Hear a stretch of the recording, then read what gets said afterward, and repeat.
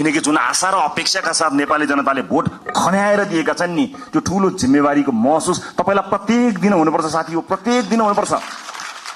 यो देश अहिले पनि बनेन भने कहिले पनि बन्दैन भनेर साथीहरूले भनेका छन्, हर ठाउँमा भनेका छन्। तपाईँ भोट माग्न जाँदाखेरि आमा बाहरूले रुँदै के भनेका छन् तपाईँलाई थाहा छ? बाबु यो देश बचाऊ भनेका छन्।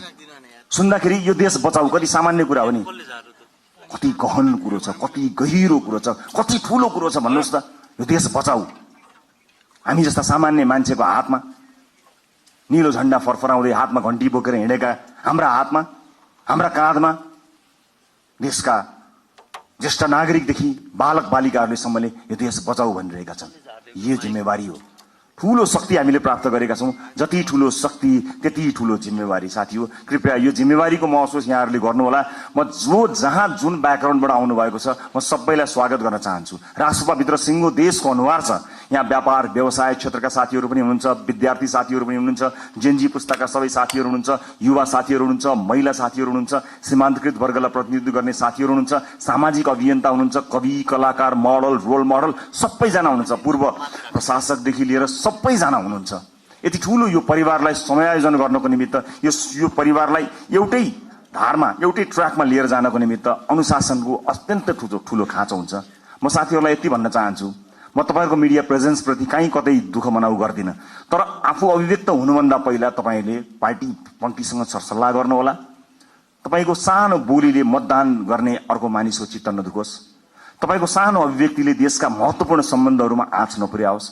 देशका कयौं गहन विषयहरू हुन्छन्, अर्थतन्त्र लगायतका विषयहरूमा तपाईका हल्का टिप्पणीहरूले हामीप्रतिको आशा निराशामा बदलिन सक्छ। त्यसकारणले मैले एउटा अभिभावककै हिसाबले तपाईहरुलाई सचेत गराउन खोजेको हुँ। आजको यो भेटघाट कार्यक्रममा उपस्थित सम्पूर्ण साथीहरू, रासोपा परिवार विशाल परिवार भएको छ। यो सँगसँगै नेपाली नागरिकले हामीलाई ठूलो अभिमत दिनुभएको छ। यसको जगेर्ना गर्नु तपाई हाम्रो कर्तव्य हो। अब संसदको सेसन चले भन्दा बाहेक तपाईहरुको भेट जनतासँग हुनुपर्नेछ। आफ्नो निर्वाचन क्षेत्रमा निरन्तर खट्नु होला। तपाईको निर्वाचन क्षेत्रमा कुनै पनि मान्छेले दुःख पायो भने त्यसको सम्पूर्ण जिम्मेवारी तपाईको हुनेछ, किनकि तपाईलाई उसले जिताएर पठाएको हो, आफूले सुख पाउँछु भनेर पठाएको हो। तपाईलाई सुख दिन होइन, तपाईका माध्यमबाट मैले र मेरो परिवारले सुख पाउँछ होला भनेर तपाईलाई भोट दिएर पठाएको। त्यसकारणले ठूला ठूला हल या ठूला ठूला विदेशी कार्यक्रमहरूको सेमिनारमा होइन, ती गाउँ टोल बस्ती चिया चौतारोहरूमा आफ्ना सांसदहरूलाई देख्न चाहन्छु। हामी सांसद भयौं भन्दैमा त्यो सांसद भएको ब्याचले या त्यो सर्टिफिकेटले एकाएक ज्ञान दिने होइन, अध्ययनको आवश्यकता पर्छ, ज्ञानको आवश्यकता पर्छ। र अब शक्तिशाली भए भनेर आफ्नो चालचलन आफ्नो व्यवहारै परिवर्तन गर्ने कयौं साथीहरू पनि मैले देखेको छु। त्यसमा विशेष ध्यान दिनु होला। नागरिकसँग सधैँ नजिक रहनु होला। चुनाव त फेरि पनि आउँछ, त्यतिखेर हामीले भनेका छौं, यसपटक हामीले इतिहास रच्ने कोसिस गरेका छौं। हामीले नागरिकसँग करार गरेका छौं। नागरिक हामीलाई भोट हाल्न तयार थिए, तर पनि हामीले अतिरिक्त प्रतिबद्धता किन गर्यौं भने हामी कमिटेड छौं। यसपटक परिवर्तन गरेरै छाड्ने हो, यसपटक काँचुली फेरेरै छाड्ने हो भनेर हामीले नागरिकसँग करार गरेका छौं। त्यो करारका अक्षर अक्षर पढ्नु होला। र तपाईहरु मध्ये कोही यही भएकै हलहरु मध्ये नै कोही न कोही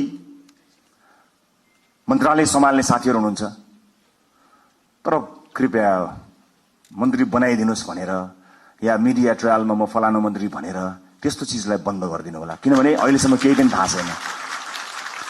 पार्टीले क्याबिनेटमा कसलाई पठाउँछ भन्ने कुराको निर्णय आज यतिखेर तपाईसँग उभिँदासम्म हामीले गरेका छैनौं। पार्टीले सही निर्णय गर्छ, कसैलाई तपाईले भन्नु पर्दैन। हामीलाई थाहा छ, तपाईहरुको विज्ञता थाहा छ, तपाईहरुको क्षमता थाहा छ। कयौं साथीहरु देखिएको देखिए गर्नुहुन्छ, कयौं साथीहरु छेकिएको छेकिए गर्नुहुन्छ। पार्टीले छेकिएका साथीलाई पनि हेरिरहेको छ।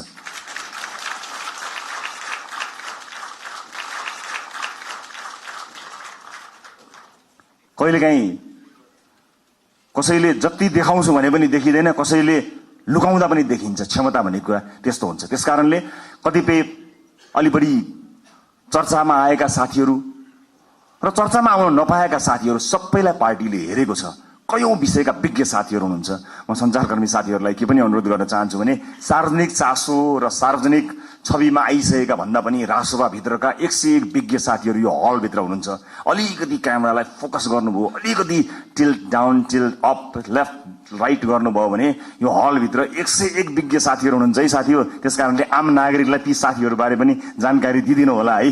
चलेका, देखिएका, सुनिएका साथीहरू त छँदै हुनुहुन्छ, त्यहाँतिर पनि अलिकति ध्यान दिनुहोस् ताकि नागरिकले थाहा पाउन् कि राजसभाभित्र यस्ता मान्छेहरू पनि रहेछन् भन्ने कुरा। यो मेरो सञ्चारकर्मी साथीहरूको उल्लेख्य उपस्थिति भएको हुनाले मेरो विनम्रतापूर्वक यहाँहरूलाई गरिएको अनुरोध हो। अब म लगभग आफ्नो भनाइको अन्त्यतिर आएको छु। उपस्थित साथीहरू, चुनावमा हामीले अत्यन्त दुःख गर्यौं, तपाईहरूले मेहनत गर्नुभयो, परिश्रम गर्नुभयो। केही नयाँ साथीहरू, केही पुराना साथीहरू पनि चुनिएर आउनुभएको छ। अधिकांश धेरै सांसदका रूपमा नयाँ साथीहरू आउनुभएको छ। स्वाभाविक रूपमा के होला, कसो होला, कस्तो होला भन्ने कुरा तपाईलाई लागेकै हुनुपर्दछ। चुनावका बेलामा जुन मेहनत तपाईले गर्नुभयो त्यो खटाइका हिसाबले त्यो मेहनत सायद नपर्ला, तर सोचाइका हिसाबले, पढाइका हिसाबले, अध्ययनका हिसाबले, रिसर्चका हिसाबले त्योभन्दा कम मेहनत गरेर चाहिँ परिवर्तन आउन सक्दैन। त्यसकारणले तपाईहरुको काँधमा अत्यन्तै ठूलो जिम्मेवारी आइपरेको छ। यसको महसुस गर्नुहोला। र म फेरि पनि दोहोर्याएर भन्न चाहन्छु, संसारको कुनै पनि देशले बिरलै पाउने यो अवसर तपाई हामीले प्राप्त गरेका छौं। आफ्नो देशको इतिहास आफ्नै हातले लेख्ने यो अवसर हामीले प्राप्त गरेका छौं। भोट माग्दा हामीले आम जनतालाई के भनेका थियौं भने यसपटक तपाईले आफ्नो भाग्य आफ्नै हातले लेख्ने हो, इतिहास रच्ने हो 21 गते भनेर हामी सबैले भनेका हौं। विभिन्न ठाउँमा विभिन्न साथीहरूसँग भेटघाट गर्दा म आफै पनि पुगेको र तपाईहरुको हात समातेर भनेको म सम्झन्छु। हामीले भनेका थियौं यसपटक आफ्नो हातले आफै इतिहास लेख्ने हो। आज म तपाईलाई यो हलभित्र भनिरहेको छु, साथी हो, यो देशको भविष्य कस्तो लेख्ने तपाईको हातमा छ, मात्र तपाईको हातमा छ, अरु कसैको हातमा छैन। जनताले दिए तपाईलाई, ल लेख हाम्रो भविष्य, ल रोक हाम्रा छोराछोरीलाई विदेश जानबाट, ल सृजना गर रोजगारी, ल बनाऊ बाटोघाटो, ल पुर्याऊ बिजुली, देऊ शिक्षा, देऊ स्वास्थ्य। जनताले आफ्नो गर्ने काम गरे, तपाईको काँधमा आएको छ। यसबाट एकदमै धेरै रमाइलो यसलाई लिएर, यसलाई चाहिँ उत्सवका रूपमा भन्दा पनि जिम्मेवारीको रूपमा काम गर्नुपर्ने यो गहन बेला तपाईहरुको काँधमा आइपरेको छ। त्यसैले म सबैलाई यसको महसुस गर्नको निमित्त हार्दिक अनुरोध गर्न चाहन्छु। म फेरि पनि भन्छु, यो सामान्य परिस्थितिले आएको होइन। भाइ बहिनीहरूले, ससाना भाइहरूले आफ्नो रगत बगाएर ल्याएको यो परिवर्तनलाई संस्थागत गरेर अर्को निर्वाचनमा कुनै पनि उम्मेदवारले भोट माग्न जान नपरोस्, हाम्रो काम बोलोस् भन्ने हेतुले तपाईहरुले काम गर्नुहुनेछ। नजानेको कुरा सिक्नका लागि कहिल्यै पनि अप्ठ्यारो मान्न पर्दैन। मैले अघि नै भने, हामीले सांसदको लोगो लगाउने बित्तिकै, हामी सांसदको कुर्सीमा बस्ने बित्तिकै या संसद भवन छिर्ने बित्तिकै ज्ञान ओइरिएर हामी कहाँ आउने होइन। फेरि पनि मेहनत गर्नुपर्छ, फेरि पनि परिश्रम गर्नुपर्ने हुन्छ। कहाँ समस्या परेका छन् त्यसबारे ध्यान दिनुपर्ने हुन्छ। मलाई आशा छ यति प्रबुद्ध, यति क्षमतावान, यति युवा, यति समावेशी, यति धेरै साथीहरू एक ठाउँमा उभिँदा पनि यो देश बन्दैन भने, यति साथीहरू मिलेर पनि बनाउन सकिएन भने कसले बनाउन सक्ला? सक्छौं, हामी गर्छौं, हामी सक्छौं र हामी गर्छौं। अन्त्यमा यो देशको सबैभन्दा ठूलो समस्या मैले देखेको सामाजिक न्याय हो। सामाजिक न्यायका लागि लड्नुपर्ने हुन्छ। आम मानिसको आँखाले देख्ने विकास भनेको भौतिक पूर्वाधारको विकास हुन सक्दछ। ठूला ठूला बिल्डिङ, चिल्ला सडकहरू विकासका सूचक हुन सक्दछन्। मलाई सोध्नुहुन्छ भने मेरा लागि विकासको सूचक भनेको सामाजिक न्याय हो, सोशल जस्टिस। जुन समाजमा न्याय छैन, जुन समाजमा विभेद छ, त्यो समाज मान्छे बस्ने समाज होइन। मान्छे बस्ने समाजका लागि हामीले मान्छे बस्ने समाज जस्तो बनाउनु पर्ने हुन्छ। सामाजिक न्यायका लागि अब तपाई हामीले पैरवी गर्नुपर्ने हुन्छ। राष्ट्रपाले चाहेर पनि कयौं साथीहरूलाई जोड्न सकेन। हामी समावेशी हुन चाहन्थ्यौं। हुन त तुलनात्मक रूपमा राष्ट्रपाले अन्य राजनीतिक दल भन्दा धेरै महिला साथीहरूलाई उठायो, तर यो पर्याप्त होइन। म दुःखका साथ क्षमा याचना गर्दै भन्छु, हाम्रो पार्टीभित्र राई लिम्बू समुदायको प्रतिनिधित्व यो पालि प्रतिनिधित्व सभामा हुन सकेन। सभापतिका हिसाबले म क्षमा माग्न चाहन्छु र म विश्वासका साथ भन्न चाहन्छु, आगामी दिनमा समावेशिताको यो महत्वपूर्ण कડીलाई प्राथमिकताका साथ अगाडि राखेर अगाडि बढ्नेछौं। म विश्वास दिलाउन चाहन्छु। यही हलबाट तपाईहरु भोलि मन्त्रीका रूपमा आसीन रहनुहोला। म तपाईलाई स्पष्ट पार्न चाहन्छु, तपाईले शक्ति आर्जन गरेर भोलि बजेटमा आफ्नो क्षेत्रमा बजेट सोरेर लानुभयो, कर्णालीलाई रुवाउनु भयो, मधेसलाई रुवाउनु भयो, सुदूरपश्चिमलाई रुवाउनु भयो भने त्यो विकास होइन। सिङ्गो देश विकास हुँदा चितवन अविकसित हुँदैन, मलाई थाहा छ। त्यसकारणले हाम्रो ध्यान सिङ्गो देशको विकासमा जाने हो, क्षेत्रगत कुरामा होइन। यद्यपि कतिपय क्षेत्रहरू अत्यन्त संवेदनशील हुन्छन्, कतिपय चिजहरू महत्त्वपूर्ण हुन्छ। कतिवटा पुल लिएर गए, मैले कति किलोमिटर बाटो आफ्नो क्षेत्रमा पिच गरेँ भन्ने कुराले तपाईलाई कीर्तिमानी बनाउँदैन। मैले अघि भने जस्तै कर्णालीमा बाटो पुग्यो कि पुगेन, कर्णालीमा अस्पताल बन्यो कि बनेन, कर्णालीमा सुत्केरी आमाले बाटोमा मृत्युवरण गर्न पर्यो कि परेन, मधेसमा भित्री मधेसमा शिक्षाको उज्यालो पुग्यो कि पुगेन, स्वच्छ खानेपानी पुग्यो कि पुगेन, बालबालिकाहरूले पोषण पाए कि पाएनन्। विकासको सूचक यो हो। तपाईँ हामीले सोचेको विकास यही हुनुपर्नेछ। अर्को पटक मैले चुनावमा बाटो लगिन भने, मैले अर्को पटक चुनाव जित्दिन भनेर तपाईँ आजदेखि लाग्नुभयो भने मैले फेरि पनि राइट टु रिकलको व्यवस्थाको बारेमा सम्झना गराउनु पर्ने हुनेछ। साथी हो, एउटा चुनावबाट अर्को चुनावका लागि होइन, एउटा पुस्ताबाट अर्को पुस्ताका लागि लडेका हौ हामी। अर्को चुनाव जितौं नजितौं त्यो सरकारको विषय भएन, तर अर्को पुस्ताले हार्नु हुँदैन साथी हो। धेरै पुस्ताले हारिसकेपछि हामी एउटा आशा अपेक्षाको दियो बाल्न सफल भएका छौं। यसलाई निभ्न नदिनु होला। सभापतिका रूपमा म तपाईहरुसँग सँगै छु। म लोकतान्त्रिक पद्धतिलाई विश्वास गर्छु, वर्तमान व्यवस्था वर्तमान संविधानप्रति प्रतिबद्ध छु। शासकीय स्वरूपमा सामर्थ्य पुग्दा केही न केही सुधार चाहिएको छ भन्ने कुराको हामीलाई हेक्का छ, तर वर्तमान व्यवस्था वर्तमान परिवर्तन वर्तमान संविधानप्रति हाम्रो प्रतिबद्धता डगमगाएको छैन, डगमगाउनेवाला पनि छैन र यहाँहरूले पनि त्यसलाई डगमगाउन दिनुहुने छैन भन्ने मैले विश्वास लिएको छु। इतिहास रचनामा एउटा मान्छे एउटा नेताको हात हुँदैन, एउटा पार्टीको हात हुँदैन। इतिहासको कालखण्डदेखि यहाँसम्म विभिन्न पुराना राजनीतिक दल र नेताहरूले त्याग र तपस्या गरेर आज हामीलाई यो दिन ल्याउनु भएको छ। उहाँहरूका कयौं व्यतिथिहरूप्रति हाम्रो प्रश्न हो, तर इतिहासले उहाँहरूले दिनुभएको योगदानलाई नजरअन्दाज गर्ने, त्यसलाई अपमानित गर्ने हक हामी कसैलाई पनि छैन। म ससम्मान इतिहासमा उहाँहरूले दिनुभएको योगदानका लागि उहाँहरू सबैलाई स्मरण गर्न चाहन्छु। पुराना राजनीतिक दल, पुराना सम्पूर्ण नेतागणहरूलाई म यही मञ्चबाट धन्यवाद दिन चाहन्छु र म यति भन्न चाहन्छु, इतिहास तपाईले लेख्नुभयो, भविष्य हामी बनाउँछौँ। हाम्रा अभिव्यक्तिहरूमा कुनै पनि राजनीतिक दल र विपक्षीहरूप्रति कटाक्ष भयो भने त्यो अनर्थ हुन जानेछ। आज विजयको उन्मादमा हाम्रा समर्थक साथीहरूले विजयी भएका कारण, अत्यधिक मत आएका कारण विपक्षीहरूप्रति विभिन्न माध्यमहरूमा, सञ्चार माध्यम लगायत सार्वजनिक माध्यमहरूमा जुन ढङ्गले अभिव्यक्ति दिइरहनु भएको कता कता देखिएको छ, त्यो कदापि स्वीकार्य छैन। विजेता हुनुको अर्थ जिम्मेवार हुनु हो, विजेता हुनुको अर्थ छाडा हुनु होइन। विजेता हुनुको अर्थ विपक्षीहरूलाई कटाक्ष गर्ने अधिकार प्राप्त गर्नु होइन, त्यो लोकतन्त्रको चरित्र होइन। त्यसकारणले हामीलाई माथि धेरै आरोप लागेको छ। आज तपाईहरु सबैलाई साक्षी राखेर म यो आरोपलाई खण्डन गर्ने जिम्मेवारी तपाईहरुको काँधमा पनि बाँड्न चाहन्छु कि रासोपालाई प्राय अराजक छन्, रासोपा समर्थकहरू अत्यन्त धेरै असहिष्णु छन्, सामाजिक सञ्जालमा गाली गलौजमा उत्रन्छन्, व्यक्तिगत गाली गलौजमा उत्रन्छन्, छुनै हुँदैन, बोल्नै हुँदैन, गाली गरिहाल्छन्। त्यस किसिमको एउटा छवि बनेको छ। म सम्पूर्ण समर्थक साथीहरूलाई बताउन चाहन्छु, अब त्यसबाट बाहिर निस्कनुपर्छ। रासोपाले प्रशिक्षण गर्न पाएको छैन। 3 वर्षमा आक्रमण झेल्दै आएको रासोपाले आफ्ना सदस्य साथीहरूलाई राम्रोसँग प्रशिक्षित गर्न पाएको छैन।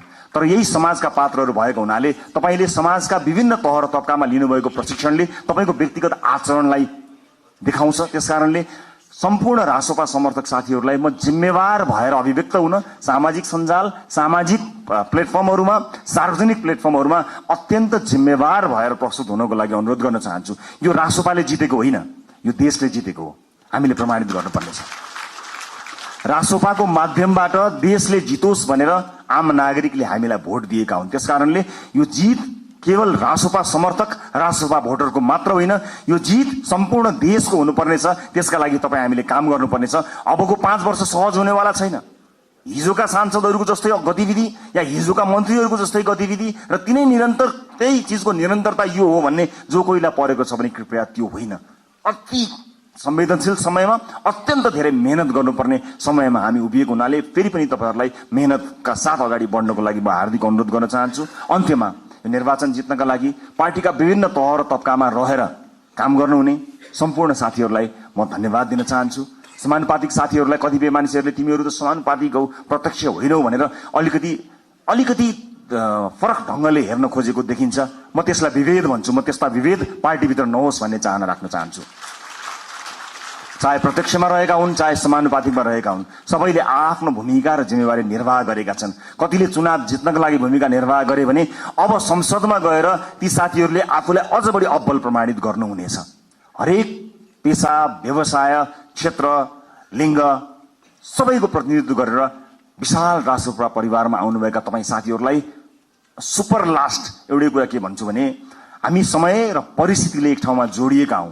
हामी यो राजनीतिक दल थिएन, हामी यहाँ गोलाकार हुने थिएनौं भने अलग किसिमका मानिसहरू थियौं। हाम्रा साथीभाइ अलग थिए, हाम्रो संगत अलग थियो, हाम्रो काम अलग थियो, हाम्रो पेशा अलग थियो। तर परिस्थितिले हामीलाई यहाँ जोडेको जोडिसकेपछि एज अ टिम प्लेयर, एउटा सामूहिक खेलाडीका रूपमा तपाई हामीले काम गर्नुपर्नेछ। व्यक्तिगत रूपमा कसैको आचरण, बानी व्यवहार, स्वभाव हामीलाई मन पर्नु नपर्नु बेग्लै कुरा हो। तर यतिखेर संसदको नियमावली हो, पार्टीको विधान हो।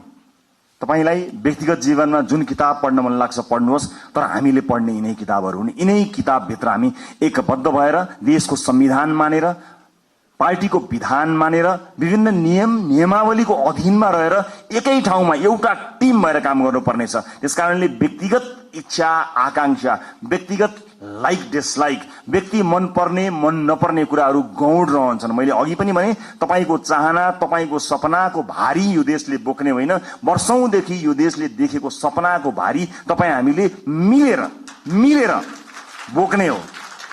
कयौं व्यक्तिगत जीवनमा मन नपरेका साथीहरू पनि कता कता घुम्दै फिर्दै यही आएर ठोकिएका पनि हुन सक्दछौं। यतिखेर हामीले आफ्नो विवेकको अत्यधिक प्रयोग गरेर मुलुक र जनताप्रति वफादार, इमानदार र जिम्मेवार भएर काम गर्नुपर्नेछ।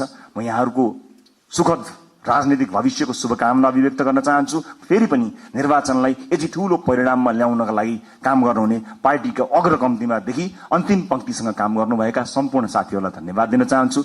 मतदाता साथीहरूलाई धेरै धेरै धन्यवाद दिन चाहन्छु। यो देशका निजी क्षेत्रलाई म आश्वस्त पार्न चाहन्छु कि तपाईहरू कहीँ कतै पनि विचलित नहुनुहोला। तपाईहरूले निर्धक्कसँग काम गर्न सक्ने वातावरण हामी बनाउँछौं। विदेशमा लगानी ल्याउनको निमित्त विदेशमा रहेका नेपाली डायस्पोराका साथीहरूलाई म यही मञ्चबाट आह्वान गर्न चाहन्छु। आउनुहोस्, मिलेर काम बनाऊ। देश निर्माणको यो महान अभियानमा तपाईहरूको साथ हामीलाई चाहिएको छ। सँगै मिलेर हामी थिति बसाल्ने संकल्प गर्न सक्छौं। अन्तर्राष्ट्रिय समुदायलाई पनि म यति भन्न चाहन्छु कि नेपाल लगानी गर्नका लागि सुरक्षित देश छ। तपाई र तपाईको लगानी यो देशमा सुरक्षित हुन्छ। निर्धक्क हुनुहोला, कुनै किसिमको बाधा अडचन हुने छैन। तपाईलाई कुनै अमुक नेता वा पार्टीले संरक्षण गर्दैन, तपाईलाई देशको नीतिले, हाम्रो नीतिले संरक्षण गर्नेछ। नीतिगत रूपमा तपाई हामी संरक्षित हुनेछौं। देशको विश्वविद्यालयहरूले काँचुली फेर्नु पर्नेछ, उद्योग कल कारखाना चल्नु पर्ने हुनेछ, देशमा काम धन्दा निरन्तर चल्नु पर्नेछ, इम्प्लोइमेन्ट क्रिएट गर्नुपर्नेछ। यी व्यापक जिम्मेवारीहरू पूरा गर्नको निमित्त हामी सक्षम भएर काम गर्नेछौं। मुलुक नयाँ मान्छेहरूको हातमा गयो, कहीँ अप्ठ्यारोमा पर्छ कि लोकतन्त्र पो खतरामा पर्छ कि कहीँ कतै अलिकति अधिनायकवाद आउँछ कि जस्ता जुन शंका, भ्रम या आशंकाहरू कहीँ कतै भएको छ, म सबै चासो राख्ने, सरोकार राख्ने सबैलाई बताउन चाहन्छु कि मुलुक राम्रो हातमा छ। We will handle it with care.